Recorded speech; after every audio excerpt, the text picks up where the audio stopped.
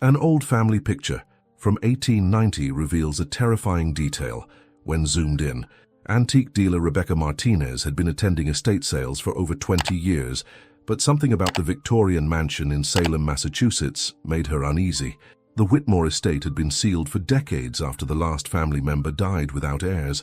As she browsed through dusty rooms filled with period furniture and artifacts, Rebecca found herself drawn to an ornate wooden frame hanging in the dimly lit hallway. The photograph inside was typical of late 19th century family portraits. A stern-looking family of 5 posed rigidly in their Sunday best. The father, a distinguished man with a thick moustache, stood behind his seated wife, while their 3 children, 2 girls and a boy, were arranged around them. The date 1890 was inscribed in fading ink at the bottom of the frame. What caught Rebecca's attention wasn't the family itself, but the exceptional quality of the photograph. Most images from 1890 were grainy and unclear, but this one showed remarkable detail in the clothing, furniture, and even the wallpaper behind the family. She noticed the children's expressions seemed unusually tense for a formal portrait, their eyes wide with what looked like barely concealed fear. Rebecca purchased the photograph along with several other items, intrigued by its unusual clarity and the story it might tell. Little did she know that this seemingly innocent family portrait would soon reveal a secret that had been hidden for over 130 years. Back in her Boston antique shop, Rebecca decided to clean and restore the photograph before putting it up for sale. As she carefully removed it from its frame, she noticed the image was printed on unusually thick photographic paper for the era. Using a high-powered magnifying glass to assess its condition, she began examining the details more closely. The first thing that struck her as odd was the positioning of the family members. While formal Victorian portraits typically showed subjects sitting perfectly still due to long exposure times, this family seemed to be captured in a moment of subtle movement. The mother's hand was slightly blurred as if she had been trembling, and the youngest child's eyes were looking off to the side, rather than at the camera. But it was when Rebecca focused on the background that she noticed something truly disturbing. In the ornate mirror hanging on the wall behind the family, she could see a reflection that didn't match what was in the room. Instead of showing the photographer or the camera equipment, the mirror revealed what appeared to be several shadowy figures standing behind where the photographer should have been. Rebecca adjusted her magnifying glass and looked closer. The figures in the mirror were dressed in dark clothing and appeared to be holding what looked like restraints or ropes. Her hands began to shake as she realized this might not be a willing family portrait at all. She immediately called her friend, Dr. James Harrison, a historian specializing in 19th century photography at Harvard University. Dr. Harrison arrived at Rebecca's shop the next morning, skeptical but curious about her claims. As he examined the photograph under professional-grade equipment, his expression grew increasingly serious. "This photograph is definitely from 1890, he confirmed, but the circumstances surrounding it are highly unusual. The quality suggests it was taken by a professional photographer with access to the best equipment of the era." His examination revealed additional disturbing details. The children's clothing, while expensive, showed signs of being hastily put on. Buttons were misaligned, and the youngest girl's dress was wrinkled as if she had been dressed by someone else. More troubling were the barely visible marks on the father's wrists, which appeared to be rope burns or restraint marks. Dr. Harrison began researching the Whitmore family history. Records showed that Edmund Whitmore was a wealthy textile manufacturer who had built his fortune during the Industrial Revolution. His wife, Catherine, came from an established Boston family. They had 3 children, Margaret, 14, William, 12, and little Emma, 8. The family had lived in the Salem mansion since 1885. What Dr. Harrison discovered next sent chills down his spine. According to newspaper records from October 1890, the entire Whitmore family had vanished without a trace. Their disappearance had been front-page news in Boston papers for weeks. The house had been found unlocked with no signs of struggle, as if the family had simply walked away from their lives.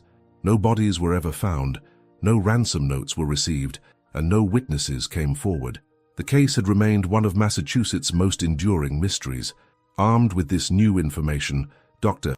Harrison contacted Detective Sarah Chen, a cold case specialist with the Massachusetts State Police, who had worked on several historical crime investigations. When Sarah saw the photograph and heard the story, she immediately agreed to open an unofficial investigation into the Whitmore disappearance. Sarah's first step was to have the photograph analyzed by forensic experts using modern digital enhancement technology. The results were more disturbing than anyone had anticipated. Computer analysis revealed that the figures in the mirror weren't photographic artifacts or reflections of furniture. They were definitely human forms, and they appeared to be restraining or threatening someone just outside the camera's view.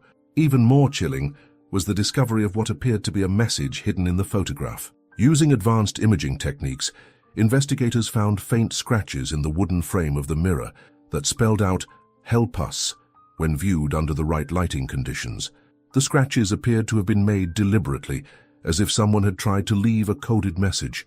The forensic team also discovered that the photograph showed evidence of having been taken quickly, possibly under duress.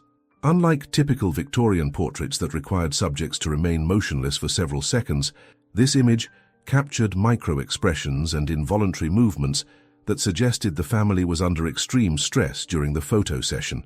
Sarah began to theorize that this wasn't a family portrait at all, but rather documentation of a crime in progress, possibly taken by the perpetrators themselves as some form of trophy or proof. Sarah's investigation led her to examine court records and business documents from the 1890s. What she discovered painted a disturbing picture of Edmund Whitmore's final months.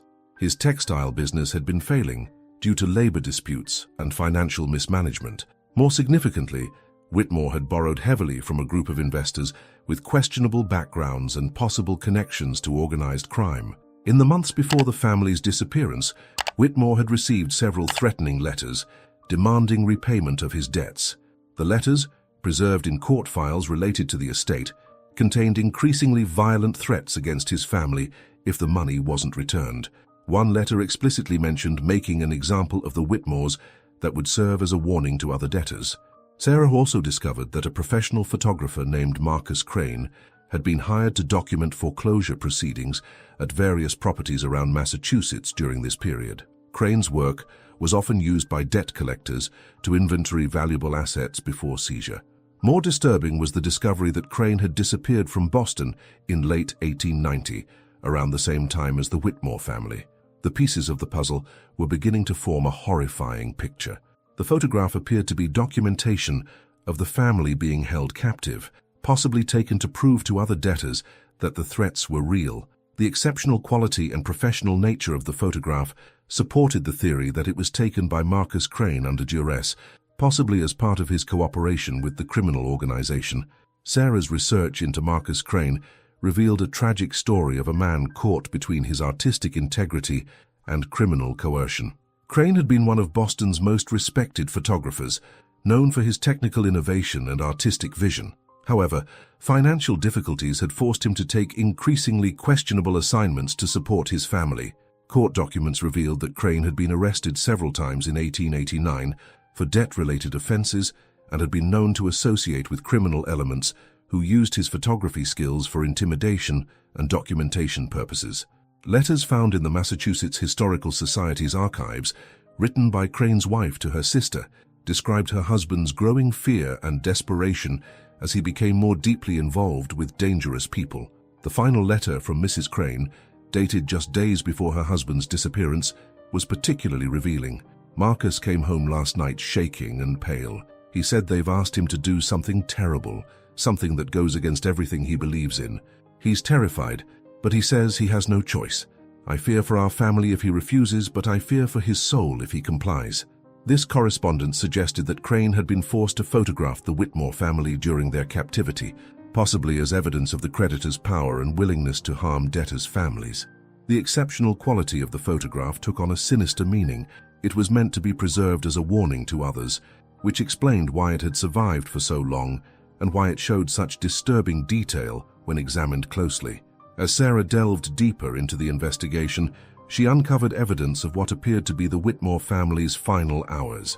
Property records showed that the Salem mansion had been visited by several unknown individuals in the days leading up to the family's disappearance. Neighbors had reported seeing carriages arriving at odd hours and hearing sounds of distress from the house. A breakthrough came when Sarah discovered a hidden compartment in the mansion's basement during a search with modern equipment. Inside, she found personal belongings that had belonged to the Whitmore children: toys, clothing, and most significantly, a small diary belonging to 14-year-old Margaret Whitmore. The final entries in the diary were written in a shaky, frightened hand. Margaret's diary entries from October 1890 told a horrifying story. Strange men had been visiting the house, threatening her father and demanding money he didn't have. The family had been living in fear for weeks, with the children forbidden to leave the house or speak to neighbors. Margaret wrote about her father's increasing desperation and her mother's constant tears. The final entry, dated the day the photograph was taken, was barely legible. "They came back today with a cameraman. Papa is crying. They made us dress up nice and said we have to smile for a picture. Mama says to be brave." I can hear them talking about what happens next. "I'm scared we won't see another sunrise.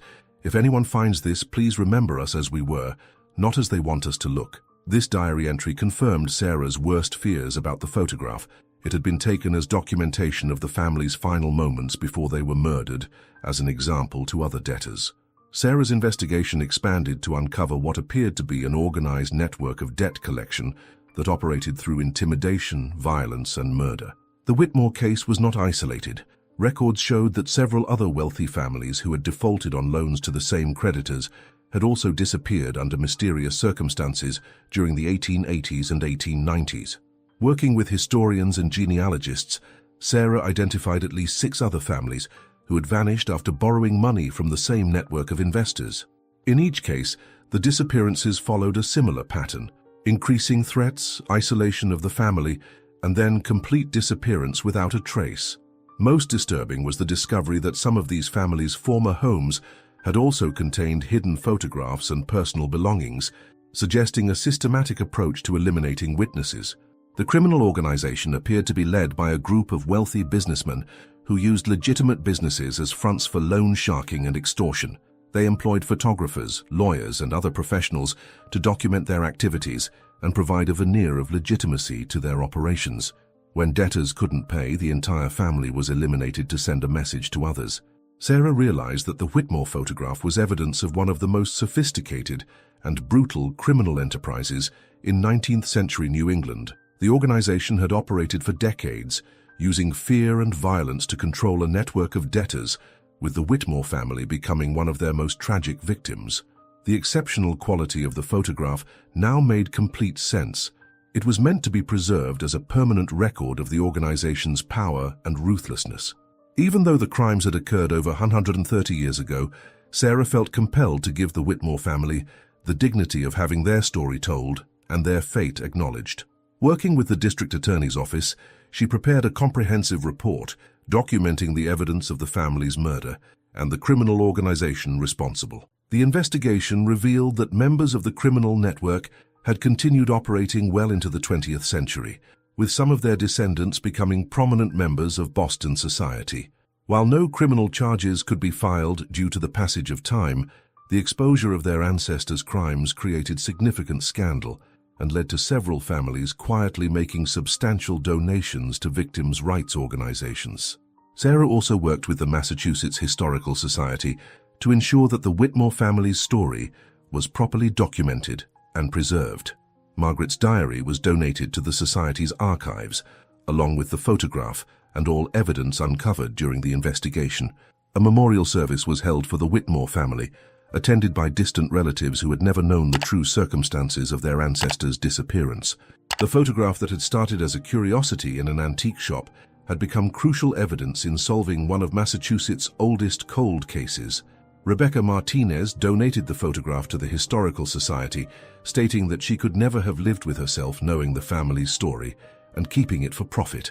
Dr. Harrison published a comprehensive academic paper about the case, which became required reading in criminology and history courses focused on organized crime in America. The Whitmore case became a landmark example of how modern technology could solve historical crimes and bring closure to families who had suffered for generations without knowing their loved one's fate. The photograph, once a source of curiosity and then horror, became a powerful symbol of the importance of preserving evidence and never giving up on seeking justice. Sarah's investigation had broader implications for historical crime research.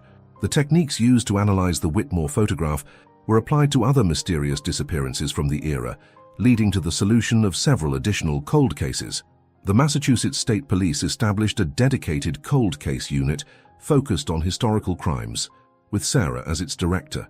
Rebecca Martinez used her experience with the Whitmore photograph to become an advocate for ethical practices in the antique trade, establishing protocols for handling potentially significant historical artifacts. She worked with law enforcement and historians to ensure that items with possible criminal connections were properly investigated, rather than simply sold as curiosities. The story of the Whitmore family photograph served as a reminder that behind every historical artifact lies a human story, and sometimes those stories demand justice,